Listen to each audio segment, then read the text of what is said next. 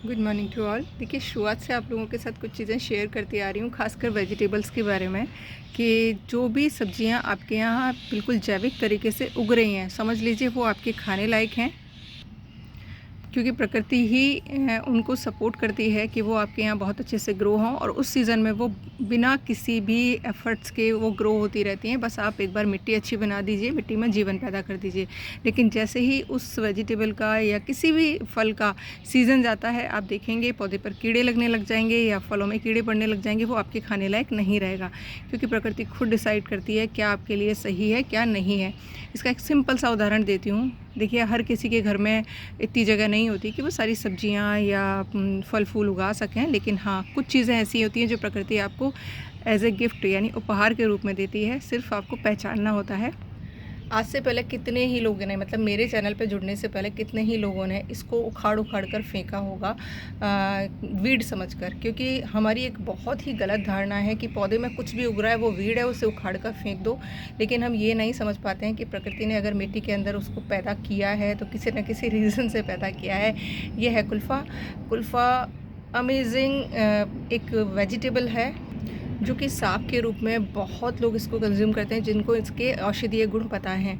Omega fatty acid जो होता है 3, उसका इसका प्रचुर मात्रा में होता है वो इसके अंदर। इसको अगर हम रोज़ अपनी सलाद में खाते हैं, इसकी कढ़ी बनती है, दाल बनती है, चटनी का तो लिसी सी बनेगी, तो चटनी तो मतलब मैं तो देखिए सिर्फ कोरा ही खाती हूँ इसे एज ए सैलेड के रूप में। कुछ पत्तियाँ रोज़ इसकी कंज्यूम करने लग जाते हैं जब से ये उगना शुरू होता है। बथुआ देखिए अभी उग रहा है, इसके बीज बनने शुरू हो गए हैं, और जिन भी पौधों पे बीज बन गए हैं, मैं कुछ नहीं करती हूँ, इसको पूरे गमलों में बिखेर देती हूँ, जिससे सर्दियों में मुझे अलग से बथुआ नहीं उगाना पड़ता है, इजीली मिल जाता है। एक चीज़ आप देखेंगे, देखिए ये है दूधी, छोटा सा पौधा आपको दिख रहा होगा, अस्थमा का प्लांट भी बोला जाता है इसे।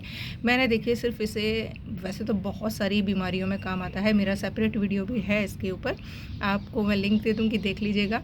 इसमें 2 तरीके की दूधी आती हैं, छोटी दूधी और बड़ी दूधी। मैंने इसका जो प्रयोग किया है वो किया है, लूज मोशन जब हो जाते हैं तो घर में 3 या 4 बार इसकी ज़रूरत पड़ी है और कंज्यूम किया है। सिर्फ 2-2 बार इसकी 4-4 पत्तियां खाने पर ही बिल्कुल सही हो गया है, कुछ और नहीं लेना पड़ा है।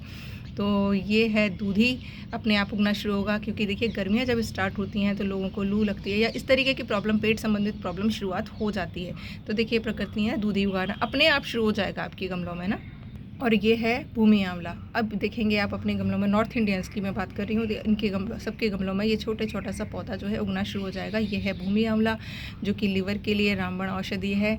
जितनी भी लीवर टॉनिक बनते हैं उसमें एक तो देखिए डाला जाता है मकोए, और एक इसका भी यूज़ किया जाता है भूमि आंवला का। और भी बहुत सारे औषधीय गुण हैं, आप आयुर्वेद जब पढ़ना शुरू करेंगे ना तो आपको पता चलेगा।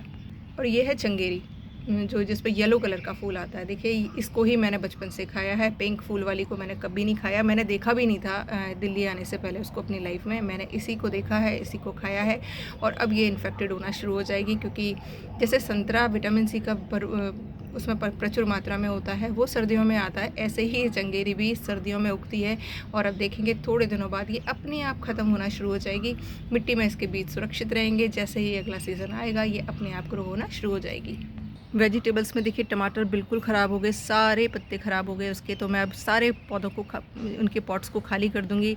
देखिए अपने आप ये मुझे कद्दू का बीज मिला, किस में मिला, मैंने प्याज के छिलके लिए थे सब्जी वाले, उसके अंदर एक बीज पड़ा हुआ था जो कि अंकुरित हो रखा था कद्दू का, और देखिए मैंने इसमें लगा दिया है, तो ये इसमें 2 पत्ते आ गए हैं नए। ये देख रहे होंगे, ये है जो कचरी, राजस्थान और हरियाणा में तो बहुत मिलती है, चटनी बनाई जाती है, सब्जी बनाई जाती है, और जिन्होंने खाया है उसको पता होगा इसका टेस्ट।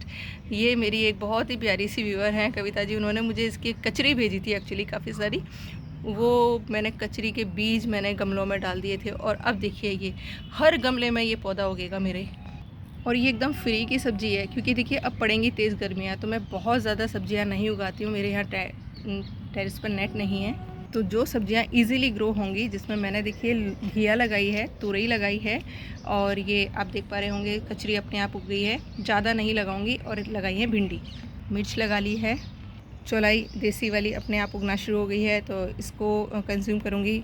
और मैं पौधे नहीं लगाऊंगी, और अगर कुछ लगाया तो आपके साथ शेयर करूंगी। तो देखिए, प्रकृति के इस सिद्धांत को समझिए कि जिस टाइम पर जो चीज़ आपके लिए खाने लायक है सिर्फ वही ग्रो करेगी अच्छे से, बिना पेस्टिसाइड के, बिना किसी मेहनत के।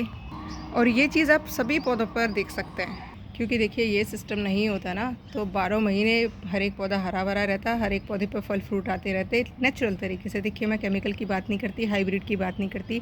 हाइब्रिड डेवलप ही इसीलिए किया गया है कि उसे बिना मौसम के उगाया जाए, लेकिन वो फ़ायदा बिल्कुल भी नहीं करता है आपकी सीधी सेहत के लिए। जितना आप देसी खाएँगे उतना ही फ़ायदे में रहेंगे। अगेन लास्ट में एक ही मैसेज देना चाहूँगी, देसी फल खाइए, देसी सब्जियाँ खाइए और देसी ही पौधे उगाइए जितना हो सके।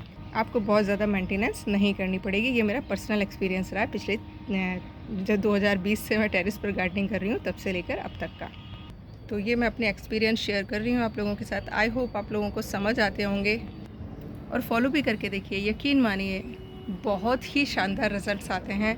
और जिन लोगों ने यकीन किया है, फॉलो किया है, कमेंट बॉक्स में ज़रूर लिखा करिए और शेयर भी कर सकते हैं तो प्लीज़ ज़रूर करा करिए। Thank you for watching.